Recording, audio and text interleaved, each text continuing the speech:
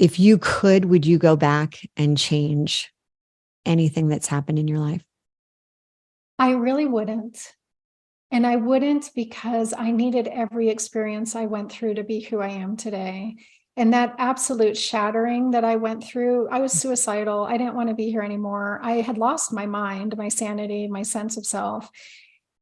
It opened me in the most magnificent way to be truly alive, to truly live, to love myself, to love others, to have patience and compassion and wisdom and humor. I wouldn't undo it. I wouldn't do it again. I don't think I'd survive it again, but I wouldn't undo it.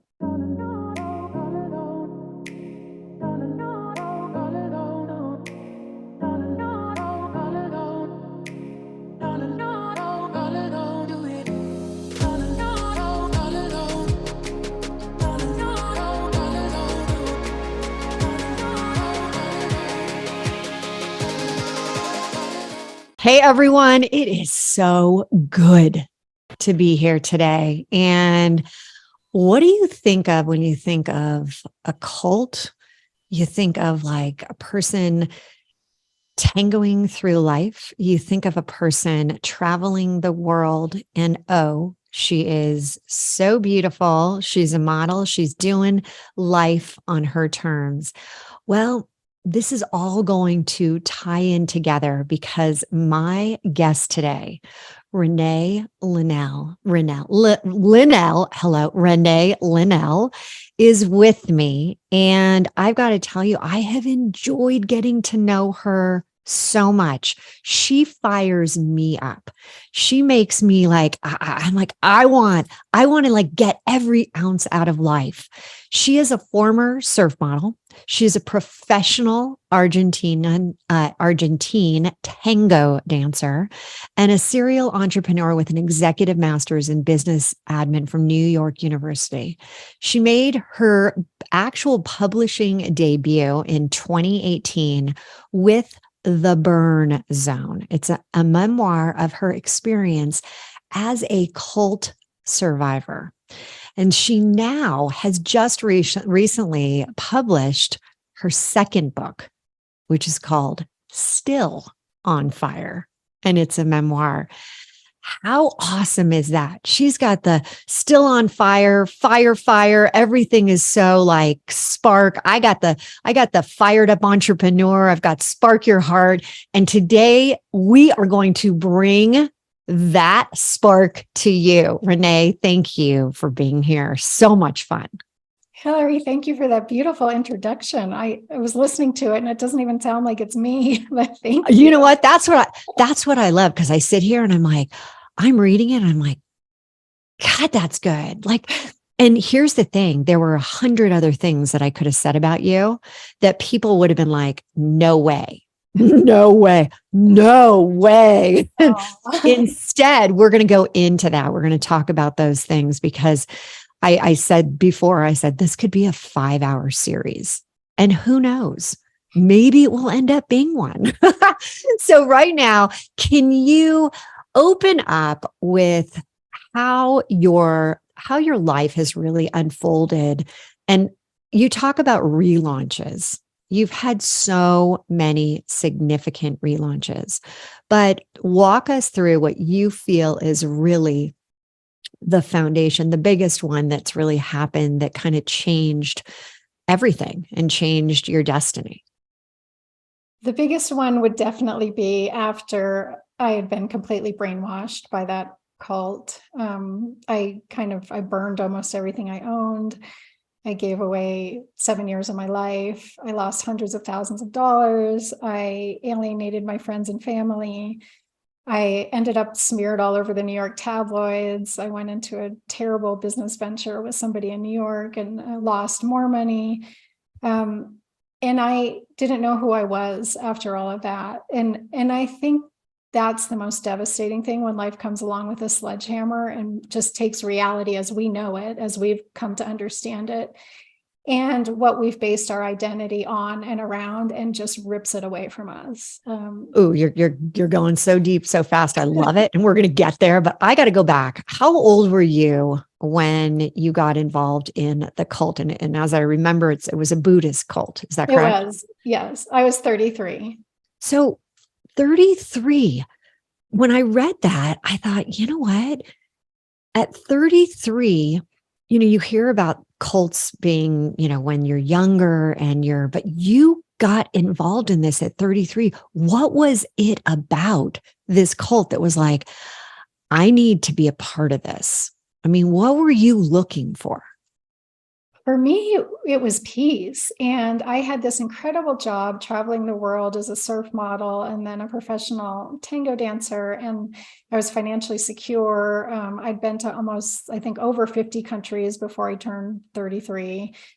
I'd done it all. I had this dream life, and yet I was empty inside. And there was nobody out there talking about having everything and still feeling lost or still feeling unhappy, or that feeling that we get, the dopamine hit when we get what we want. And then a few days later, we're depressed again. And so and most of my family died when I was young. So I kind of was like, why are we here? And what's the point? And everyone else seemed to have it figured out. And I didn't. I didn't. I was so sad inside, so soul sick. And when I walked into this meditation group and I meditated for the first time, and this is the opening of the burn zone, this experience, my mind went completely blank, and it was filled with so much peace and so much love and so much stillness that I felt like this is what I've been searching for my entire life. I don't care who this person is. I don't care what she has to say. I'm home, and I'm sticking around to figure out how to have this peace inside my mind at all times. So when you talked about, and you said a few things there that I just want to touch on, you lost your family when you were young. Can you explain a little bit more about that? Most of my family died before I was 15. And then my father died on Thanksgiving Day when I was 15, leaving me with a very abusive, alcoholic, pill addicted, emotionally unstable mother who did her best. But I had a twin brother, and she wanted a little boy. She didn't want a little girl. And so she took out all of her rage on me. And then she went missing when I was 28 and turned up drowned in a hotel bathtub. And so, at 29 years old, I was an orphan, and I just was lost. And it was like, no matter how many boyfriends I had, no matter how much love I had from friends, nothing was filling my heart. The way I realize now, I had to love myself, but I didn't know that then.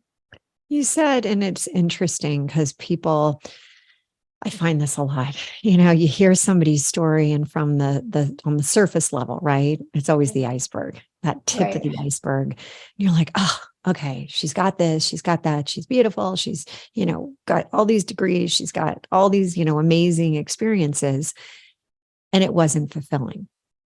And I think, especially these days, so many people are walking around feeling like they're dulled out inside, feeling like their flame is extinguished. And, that you and I talked about this, that we both wrote, books, and part of the relaunch, it says spark your heart. It's like, we just need to have that spark again.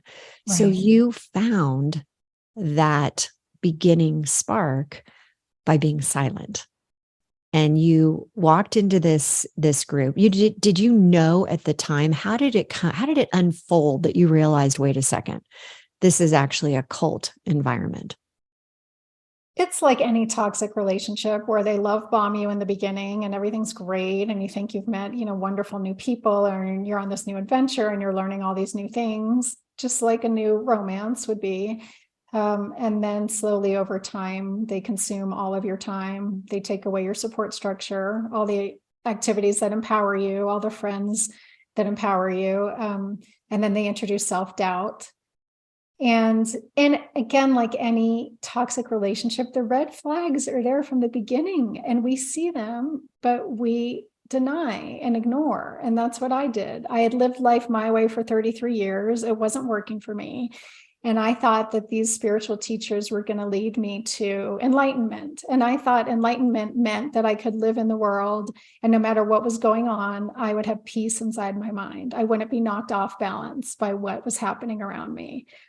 And then that I would radiate peace and love the way the saints did. And people who were around me would feel better just from being in my presence. That's what I wanted. It's a strange thing to want, but it's what I wanted. And I thought I they were don't think leading it's a me there. strange thing, that whole piece, that whole radiating, light and love. I mean, I think that when we talk about, I talk often about 3HQ, getting out of your head into your heart, tapping into your higher self, that best version of you. There's something innate about us all that, your higher self is calling to you. Are you listening? Right. And at that point, you went silent. There were these gurus that were giving you initially what you wanted. And then what changed? When did you, I know that, where were you? Where were you during this time that you were involved in this? I was in California. And, and I do have to say, this was a kick-ass cult. Like, they were like, we are going to teach you to use your career as your spiritual practice. So you're going to rock your career, and you're going to bring the best of yourself to every moment in your career. So you'll get promoted, you'll make more money, you'll create a life where you can meditate better and give back to the world through philanthropy. And that tasks or homework assignments they gave me were get a black belt in karate, become a computer programmer, go get an MBA from one of the hardest business schools in the world. So it wasn't like a mamby-pamby sitting around on cushions meditating with a flower behind your ear and hoping to be saved. It was like, we're going to sharpen our minds through meditation, and then we're going to use that sharpened mind to go be warriors of the divine. But so when did it? Yeah. So everyone's probably like listening and like, okay, you did that. You're like, you're manifesting all these different things, the warriors of the mind, all this. At what point did it start to become negative to you? Well, and so this is what makes the Burn Zone, the first book, such a page turner, is like the plot thickens, right? Because the teacher was a female teacher, and she was kind of like the big sister I always wanted. But then there was this man, and he was the number one student of her, and he was the bodyguard, and he was handsome and muscly and powerful. And then I started working for them, running the company for them, working with the man all the time. And then he brought me in as his romantic partner, which is a consort, spiritual, sexual partner. And then it all started going sideways from that point on. So was the leader jealous of this relationship? Did it start to go down that path?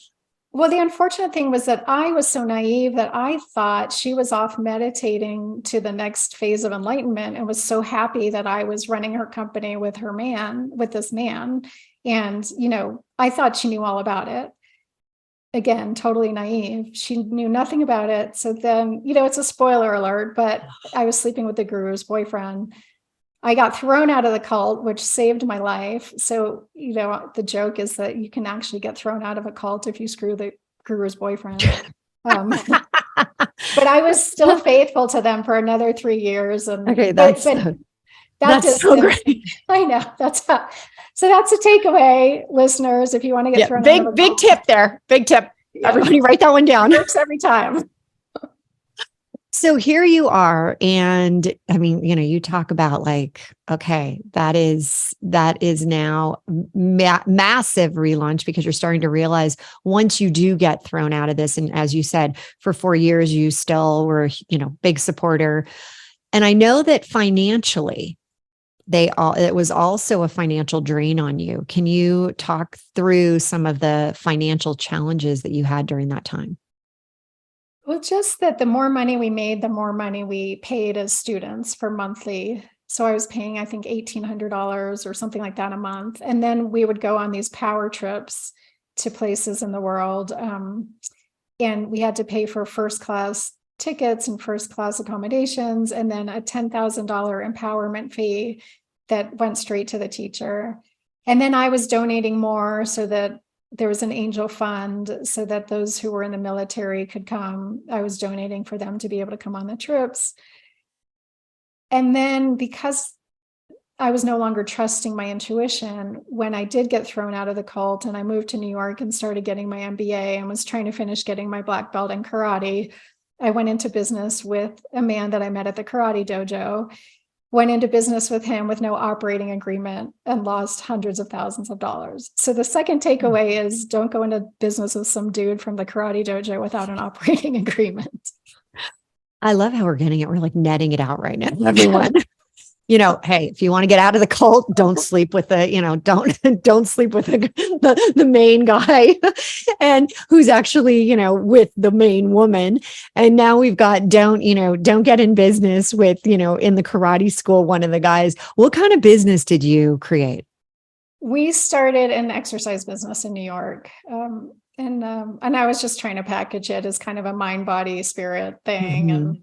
And it was great. It was all great until he started using the business I created to prey on women and on our employees and our clients. And so once you figured that out, that's what he was doing, how did you approach that? I just tried to extricate myself, the way a normal, emotionally mature adult would, that this is no longer a good partnership. And what do we do to dissolve it? He Did was some of not the in. women come to you or did Yeah, you they notice it? did. They did. They came to me. And it was more than one. So you started to see, okay, this is really a problem. It was a problem. Yeah. But I was the money and I was the brains behind the whole thing. And so he wasn't happy with me leaving and it turned into this big lawsuit. And I eventually decided to lose everything there and walk away and that's when I started getting my power back, when I took full responsibility I entered into this, I stayed in it. I didn't know this person. I had no operating agreement. I had one, I didn't have him sign it. And I just said, I get to be me every day. He has to be him. And I called my lawyer and I said, do whatever it takes. I want this out of my life within a week. And he said, So Renee, it sounds like as soon as that first person came to you, you were like, you believed 100% and you're like, I'm done. Can't do it.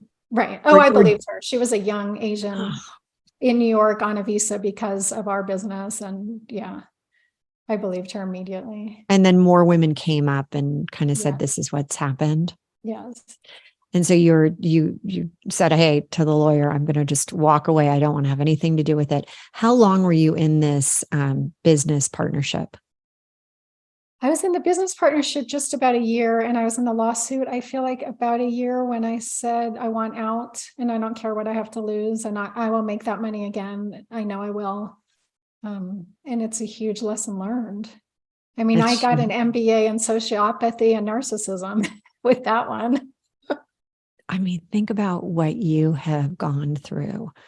And when you look back at that and you think about that relaunch, the relaunches that you've had, those big ones that Right. we've discussed right now, if you could, would you go back and change anything that's happened in your life?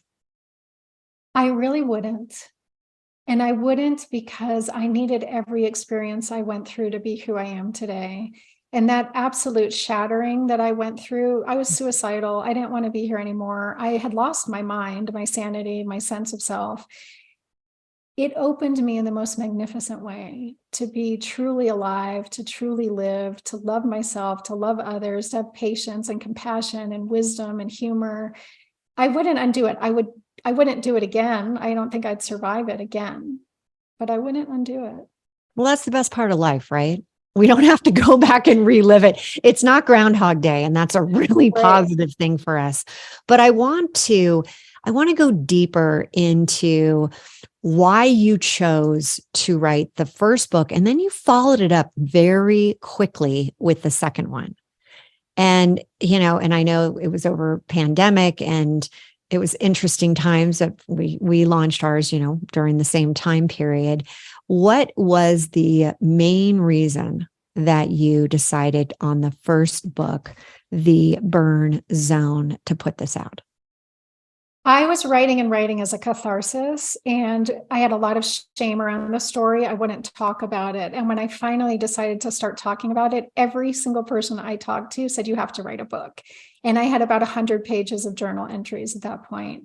And I realized I did write a book, and that in sharing my story of everything I went through and how I came out the other side, I could profoundly help others. And so I decided to put all of my dirty laundry out there for the whole world to read. And it's had the effect that I was hoping, that people say reading that book is profoundly healing. So we have to take a quick break. But when we come back, I want to talk about what you were hoping people would take away, Okay. and also go into some of the experiences that you have had that you share in the book that are crazy, everyone. You think that we've touched on like some, okay, out there. Yeah, we're going to go even deeper. So stay tuned, come right back. This episode is brought to you by my very own labor of love, my most recent book, Relaunch. This book is a collection of my stories, other stories, and is a motivational guide to living a new 3HQ lifestyle, sparking your heart to ignite your life. It's available for purchase via Amazon. Get ready to try on the 3HQ method that I've been using for years throughout my entire life, reaching the next level in all areas, both professionally and personally. Get your copy today at www.therelaunchbook.com. Hey everyone, and welcome back. I am with Renee Linnell, and we have been talking about cults, about her being a part of one, how she broke away. She gave, if you haven't been listening, she gave the most, the biggest tip is do not, which means you're going to have to go back and listen now if you're just joining, but do not sleep with the cult leader's boyfriend. Don't do it. Or you might actually do it if you want to get thrown out of the cult. So many incredible life lessons that we're learning here as well. But Renee, I'm enjoying this so much in the sense of how you are sharing these stories now and really impacting and in like saying these kind of anecdotes for people so that they can kind of make light of it. But also on a very serious note, you talked about losing your parents, and you're, in your 20s, and you're trying to like make it all like, what is all this about? I'm traveled. I've like been 50 different countries. I've done all this stuff, but there's this emptiness within. And as you were writing your books, and you have two great books out there, The Burn Zone and Still on Fire, when you were writing The Burn Zone, what were you really trying to get out there? And what did you want people to hear from that book? What I was trying to get out there is that we are in these human bodies for such a short amount of time. And being human is really messy. It's not supposed to be all perfect and polished and everything's great. And we've all gone through trauma, and we've all made really bad mistakes, and we've all had life come along and smash the crap out of us. And that's the human experience.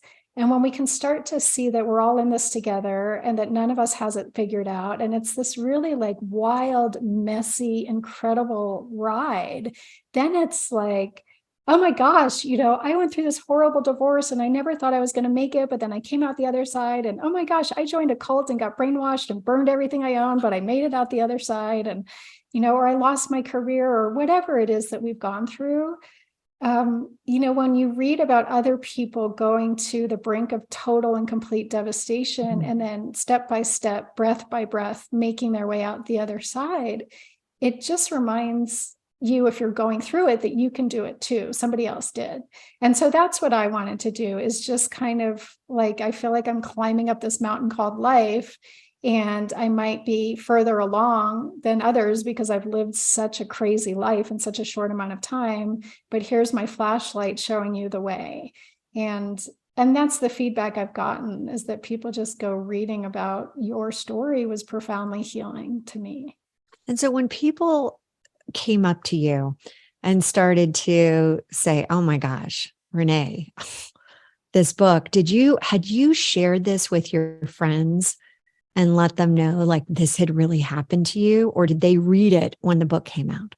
No, I shared it. I started sharing it with close people. I had so much shame around all of it, because when I got completely broken by the cult, I had to go all the way back through childhood and kind of go through all my trauma that I had suppressed and repressed to figure out why I would even join a cult and why I would stay in it for so long and what was lacking within me and what I was searching for. And so I started to tell people close to me, and they all said, you have to write a book. So when the book came out, there was this huge celebration, which was wonderful. Well, and when you go back, and I think that there's a lot of people, and I call it hell in the hallway, where you have these doors and, you just keep shutting the doors. You just keep bolting those doors. You don't want to, open them up. And as you said, you had to go back and, kind of revisit this. How did you do that? How did you go back and revisit some of this trauma that you had when you were younger? Speaking about shutting those doors, I think in the opening of the burn zone, I write, embrace your skeletons in the closet, pull them out and paint them pink, celebrate them. Your skeletons are probably the most interesting part about you. Your difference is your destiny. Mm-hmm. And as I wrote and wrote and wrote about the story, I was healing because I was desensitizing myself to it and I was processing it. And then I had this great editor who came through when we were getting ready to go to the final stages. And she said, Renee, you're sanitizing certain parts, like the abuse from your mother and the weird romantic thing with the cult leader. And I need you to really, I know it's painful, but I need you to really write about it to take the reader through. And then that it's so cathartic to tell our story. And then once it's written and in a book, for me, I don't have to talk about it now, really. When people meet me, I say, oh, I wrote a book. I wrote 2 books. You can read them. Let's talk about you. You know what? I have to say, I had a very similar experience when I was writing my book. It was a lot of stories about my mom who had passed, and I didn't have the luxury of doing like the Eat, Pray, Love or the Wild, going out and really dealing with my emotions. I decided, okay, let's deal with the emotions as I was writing, the stories. And my editor also said, hey, we need more. Give us you're sugarcoating this. Right. You're not going. And it was like, I mean, my broken heart, my just ripping it open, putting salt in the wound, and the hours and days that I was writing where I was just bawling, and how cathartic, how cleansing, how, the one thing I have to say for those that have a book and that they know they have a book inside of them, it is an incredible experience and journey to have to go there, to have to really think back, to put yourself back in that place because they want to know. I remember one of the editors said, when my mom called and told me she had 13 lesions, and I just wrote, she called, her voice was very, dull. And she said, I have 13 lesions. And he's like, well, what did that mean to you? I'm like, I almost wanted to be like, I don't know. Leave me alone. And then I realized I'm like, I let out a guttural sound, like a sound I've never heard before. I never want to hear again.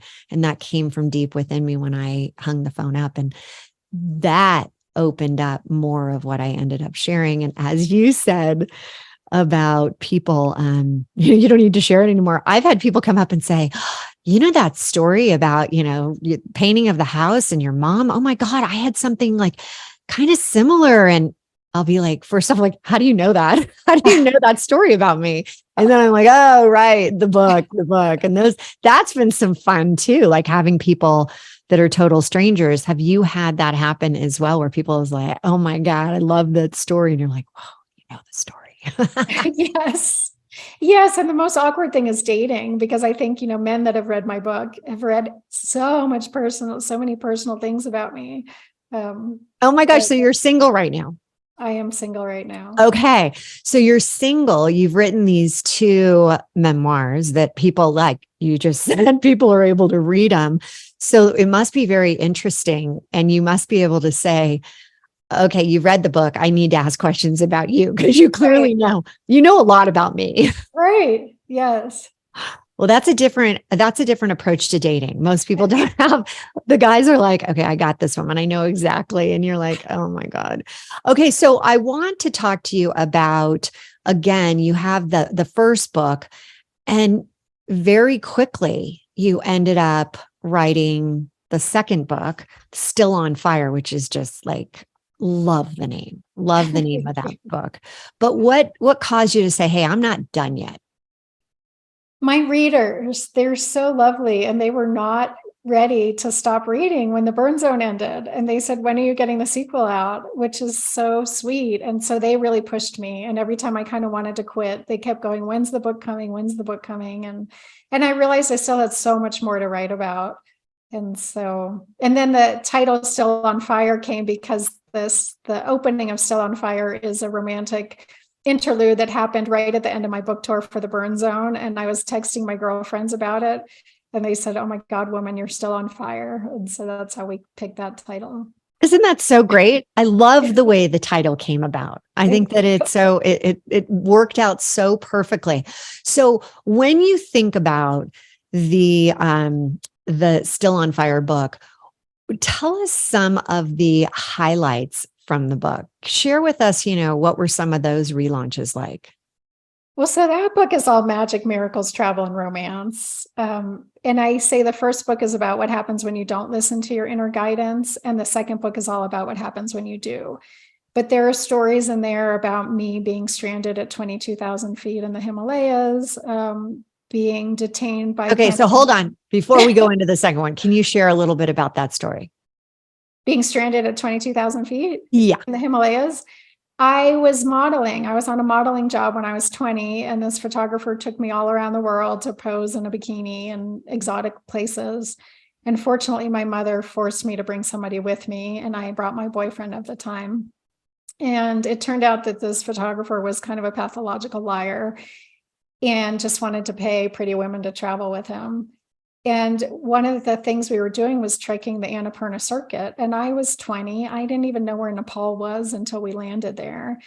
He said he would hire a Sherpa to carry my backpack because I was the talent. I wasn't supposed to lug my crap up, Himalayan mountain. And then when it came time to set off on the trip, he didn't want to pay for two Sherpas. So he had me put stuff in his backpack for his Sherpa to carry. And at the very top of the Annapurna, there's something called the pass, and you have to hike high, sleep low a couple nights before that, and then you go over the pass.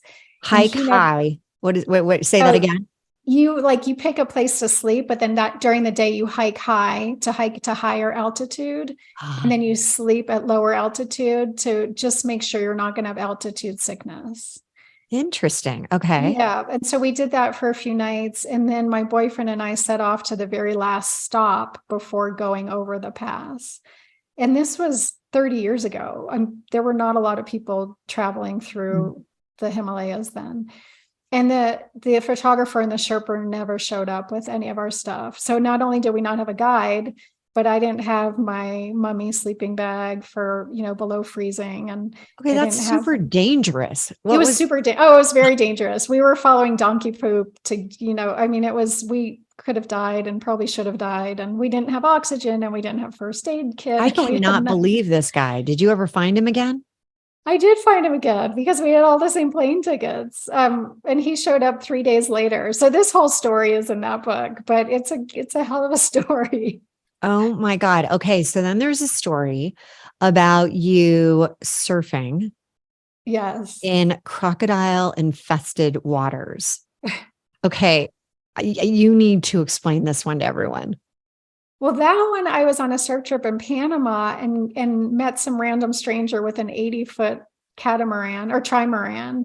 And we talked him into taking us surfing, my surf companion and I, up and down the coast.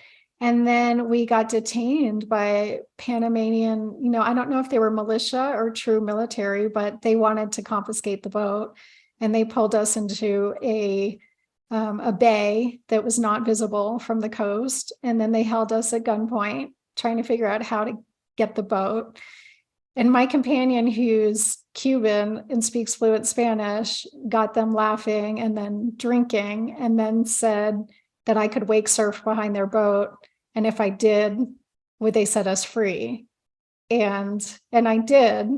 I wake surfed behind the boat. They had just confiscated that boat from Colombian drug runners.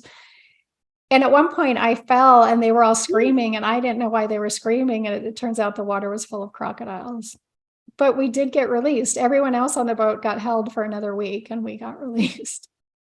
Okay. So afterwards, you realize that the water had crocodiles in it. Yeah, I didn't know And before. thank God, you didn't, because you didn't freak out. You immediately got back up and you only Right, fell once, right? I think that right, if I knew that you'd be more apt to be like, it's like, don't fall in the crocodile infested waters. Don't do it. And then you end up doing it, right? right. But so you got out of there. Now, at this point, do you have or have you gone back and like really dealt with all this? I know that you've got degrees and you've got all these things, but that's massively traumatic too. I You mean, know, all these different stories, right? I mean, we're not talking about just walking down the street and, you have like crazy stories. it's interesting because those stories don't seem traumatic to me. What's traumatic to me is the mind, having my mind become undone by toxic relationships, because I'm such a lover and I believe the best in everybody. And so when people intentionally manipulate and abuse and use, that, I think that has been the most devastating for me. And that's why the cult was so traumatic. Right, right. And they really did not. Were there a lot of people in this cult? I think there were about 150. It was pretty small. Oh, I was about to say, wow, that seems really big. I think, I mean, I hear about cults that are thousands of people. So, but I don't know that much about cults, honestly. I mean, And this was, and are you still friends with anyone in the cult, or did you have to sever all ties? I severed most ties. I'm still friends with a couple people who joined when I joined that then left. But they weren't as extreme as I was. So for them, it was just meditating, dressing in nice suits, learning about Buddhism and different religions, and getting coached in their careers and making more money. Well, so that doesn't sound like a cult, Right. that experience. Right. And so help me understand how, what happened to you, and then why was their experience so different? Mine was because, again, it's like any toxic relationship. If you have a toxic friend or a toxic lover and you go on a couple dates and you enjoy their company, and then when they're obnoxious, you just don't hang out with them, you're not harmed. But when you fall deeply in love and you keep making excuses for their bad behavior and you keep letting them drain you financially, psychologically, emotionally, energetically, that, and you go on the roller coaster when they go on the roll of their emotions and their temper tantrums, then you become traumatized. And so for me, I fell deeply in love with these teachers. I enmeshed myself completely. I thought if I were going to hire, a coach to help me get a gold medal in the Olympics, I would do everything the coach said. And since I thought these teachers were leading me towards enlightenment, I was going to do everything they said. And I allowed them to destroy my life. And so we're going to take a quick break right now, but when we come back, as you said, you've done so many different things in your life, but now you really are doing things that you're passionate about, things that really are in alignment. And I want to ask you to help us understand, how does one go down that path to make sure that things are in alignment and not just, hey, that sounds like a good idea, but doesn't work out. So when we come back, we will get into that. This episode is brought to you by my very own labor of love, my most recent book, Relaunch. This book is a collection of my stories, other stories, and is a motivational guide to living a new 3HQ lifestyle, sparking your heart to ignite your life. It's available for purchase via Amazon. Get ready to try on the 3HQ method that I've been using for years throughout my entire life, reaching the next level in all areas, both professionally and personally. Get your copy today at www.therelaunchbook.com. Hey everyone, welcome back. I'm here with Renee, and what a story. We've had cults, we've had brainwashing, we've had karate, we've had missteps in partnerships that had ended in hundreds of thousands of dollars being spent in different places that never got back, legal battles. I mean, you name it. We have surfing in crocodile infested water. Wow. Wow, wow, wow. Oh, and let's not even forget the fact that you were stranded on the top of a Himalayan mountain with no sleeping bag, no oxygen. I mean, wow to the 10th degree. And I am so just blown away, Renee, at your stories, at your storytelling. And I would love now to really talk about, and you often talk about reclaim you. That's all of that's my jam, girl, because it's relaunch you. It's like, let's do a restart. Let's reclaim that. I always talk about rebranding of you. Forget about the business initially. Let's rebrand you. Yeah. And you've done that. You've gone through a massive rebranding and went deep into what was going to serve you and align to that higher self. But a lot of people struggle with, you're caught up in your own stories and can't break free, and they define you. And you opened up the whole segment, a while ago with identity, and you've truly crafted and created a new identity. But can you walk us through your steps on how you did that? Oh, there's so many, but self-love was the biggest part of it. And so I do think I knew I had to allow myself to be totally shattered, not try to, I thought I was going to leave New York, move to Colorado, cry a couple nights, and then start a whole new life. And instead I had years of undoing. I mean, just not even able to eat or get off the couch. And so let me ask you, do you have suggestions for people? And I had, the darkness of the soul, the dark night. I've had that, those situations where I'm flat on my back on my mom's twin bed and not wanting to get up, not wanting, and and yeah, it can last. It can last for days, weeks, years. Now that you've been through it, now that you've seen the other side, do you have suggestions on getting through it a little bit faster? Is there a way, or do you feel like you really have to? It's like your time. You got to take your time to go through it. I do think we have to take our time to go through it, but I do think, if we can strip it down to the most basic question, when we're shattered or we're depressed, do we want to stay or do we want to leave? Because staying here in this body on this planet is a choice. And so then when we take it to that very simple question, do I want to leave? I can leave, but I don't know if I want to leave. I think I want to stay one more day. And then you Did you go, have moments where you thought you wanted to leave? oh yeah. And I talk about it in the burn zone. And this is when everything started to pivot for me, because I was like, honey, you can leave, but what would you miss? And I was like, oh my gosh, well, I would miss watching the sunrise out the window, and I would miss calling my brother, and I would miss coffee in my favorite mug, and clean sheets, and, birds and flowers. And so then I was like, okay, so let's Renee, stay. that's such a great question. What would you miss? And it's those tiny things that we would miss, like chocolate, or whatever it is. All right, I have to say it. I'd miss chips. I love them. I love them. Give me some chips and guacamole, and I'm like a happy camper.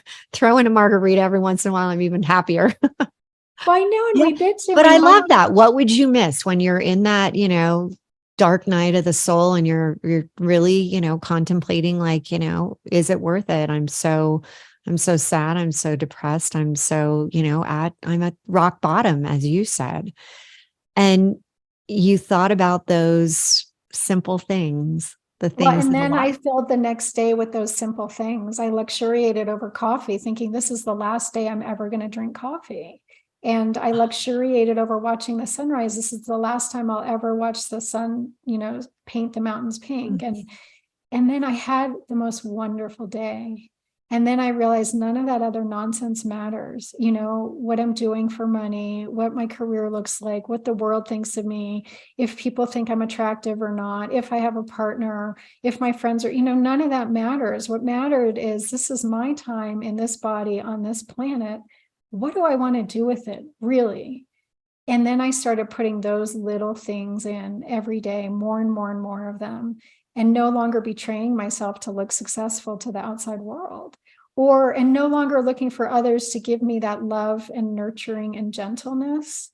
That I started doing that for myself, the blankets and the flowers and the Mm. tea, warm tea. And I started really holding You the said inner child self-love. in me. Yeah. This was the self-love part. And you also said the little things you started to notice, you started to, how many of us have, such blinders on that we Right. don't notice. We don't look around. Right. We're not present. We're sitting here thinking about the future. We're not where we should be, which is right here, Right. observing the things that are right in front of us. And so I would even challenge everyone listening right now to, think about what Renee just said. Do you ever just like kind of listen? What are you hearing right now? Can you hear the birds? Are you in a city? Can you hear, the planes? Can you hear, don't be thinking about the traffic. Don't be thinking about any of that. And maybe it's time to get out into nature because there is a simple quietness that comes with just that. And you talk about meditation. Meditation is so profound when you're just focused on that, like one thing, that listening to the bird, listening to rain, listening. There's a tapping going on in my office right now because the snow's melting. And it's almost like for some, they might be like, oh, that's so, irritating. But it's like got this like I'm like, okay, yeah, it's kind of got a beat to it. Like, I like that a lot. And it's little things then start to amount to the bigger. Mm. Yes. And even, we were talking on the break how much you love noticing hearts. And I notice heart. And I just came back from a month in Buenos Aires, Argentina. So walking around that city, but I notice when I walk around the city, I'm seeing hearts. I'm seeing the word love written on the wall. I'm seeing, the word magic. I'm seeing the word blessed. It's like it's popping out to me from every filthy street corner. It's hearts and magic and miracles and blessed. And I never would have seen that before I got broken. I would have been too darn worried about, is my Spanish perfect? Is my tango dancing perfect? Do I look pretty? Is my outfit nice? And now it's just like, oh my gosh. And then there's a bird, how did that bird get here in the middle of this traffic intersection? It's right in my path. It's like the universe is going, I know you love animals. Here's a bird. Oh, this is so good. The other night I'm driving home and I'm kind of like just, in awe of this winter wonderland that I'm in Boulder. And it looked so gorgeous. And all of a sudden there was this wild pig that ran across the street. Like, and I almost hit it. And I was talking to my husband and I'm like sharing this and I'm like, it's the craziest thing. There was this pig and he's like, a pig. It's what? I'm like, I don't know if it was someone's animal. I have no idea, but that thing ran in front of the car. And here's the thing. I wanted so much to continue to drive that night. I wanted so much to continue to see and open my eyes to more. And that's what happens, right? You start to notice things and your consciousness once you become aware that you're doing this, you're aware that you want more, those little things, the hearts. I end up seeing hearts everywhere because your conscious brain, based on your subconscious, is wanting you to validate that, keep seeing more. That's why it's so important when you start to recognize abundance in your life. Right. You start to say, wow, look at that. Because then what happens is your consciousness starts to put out there an awareness that, hey, there it is. I'm seeing more and more. Now, one thing that I have to address, I have to get to the bottom of this, is you became a world-class tango dancer and trainer and coach and teacher. How did that happen? And you're in Argentina all the time and you just got back late last night. How did that manifest for you? There's a saying that you don't find tango, tango finds you. And that's what happened to me. In the burn zone, I talk about waking up on the floor of a van in Portugal with a bunch of surfers and having this knowing that I was going to move to California and become a professional Latin ballroom dancer. And so I immediately flew to California. I ended up getting hired in a studio owned by one of the top 5 world champions in Latin ballroom. And then somebody came through the studio teaching Argentine tango. And I fell in love with it. And I'm such an extremist that I went to Argentina and started learning from the masters. down there. And I must have had past lives as an Argentine, because I'd been studying Spanish forever, but I could never speak Spanish. And that first night in Argentina, I dreamt in Spanish and woke up fluent, and I just clicked. Everything clicked for me. Oh, it's so incredible. Well, as we're wrapping this up, where can people connect with you, read your books, get more involved in your tango lifestyle? I mean, where can they go? My website is reneelinnell.com, and that has a lot of information and blogs and information on my books and me on that. And then I am on Instagram and Facebook. I'm much better at Instagram than I am at Facebook. But so my Instagram is renee.linnell. I think I'm pretty easy to find. If you And there's some videos of you dancing on there, I certainly hope. There are, yeah. Awesome. Because we're all going to go check it out, because that's so cool. Surfing and tango dancing. And so, last question, when you are asked by, or you have to give a suggestion, the top thing that you would recommend to people, what would you say? I would say that we live in a world of 8 billion people, and you are the only version of you there is, which is an absolute miracle. So stop trying to be like somebody else and start embracing every quirky, weird, different thing about you. And, your body size and shape, and, whatever it is you love to do, and whatever it is you hate to do, and whatever it is you're good at, and whatever it is you're bad at, and start like luxuriating in what it is to be you. And life becomes so much more fun. Oh, so good. And as you said that, my big passion in life is dancing. I love to dance. You have to dance. Any dance. Every morning I dance. I come downstairs. I have a mood, and what's the dance of the day? And so I love that you just said, yeah, and I just got to keep doing it. Maybe I'll start to do it midday. Yes. We have to stop making excuses for not doing those things that make our hearts light up. Yes. Isn't that the truth? Like, you got to tune in to what lights you up. Yes. Tune into that, because then the sparks happen, right? It becomes like this incredible, oh my God, life takes on a new shape, just everything about it. So I have loved this conversation. And when I think of your adventures, and we didn't address 90% of them, everyone, you've got to go check out these books. The books are Burn Zone, and the second one's Still on Fire. This gal, Renee Linnell, I can't wait. You're still so young. I can't wait to see what's, the second half. You're in the mid zone. Let's see what the second half brings, right? That's where it's really going to get interesting. And I also think, I talk about relaunch love a lot. And that's part. You got relaunch love, and you've got relaunch your business, relaunch your life. But this is your year, girl. This is the year of love for you. Oh, you just gave me goosebumps. Thank you. So I feel it for you. And I think that, keep opening up your eyes to those hearts and all that other goodness, because that's one of the first steps that I tell people. You got to notice things in order to have them come into your life. Well, everyone, thank you for joining us today. Next week, I am so excited to share 2 women that I have gotten to know over the last 6 months very well. Lisa Van Krecken. I'm going to have to learn the last name. I usually just call her Lisa. And Corey Minkus. They are unbelievable. And wait till you hear some of the Shark Tank stories, some of the good stuff. Anyway, for right now, live now, love now, relaunch now. And we'll see you next week. You've just heard another episode of the Relaunch Podcast. If something shared in this episode resonated with you, please head over to iTunes right now and leave us a 5-star review. And share this episode with others to inspire them to take the small steps that lead to a life full of purpose and possibility. And remember, you can have immediate access to the show notes and any giveaways at therelaunchco.com/podcast. Until next week, now is your time to relaunch your transition into a transformation.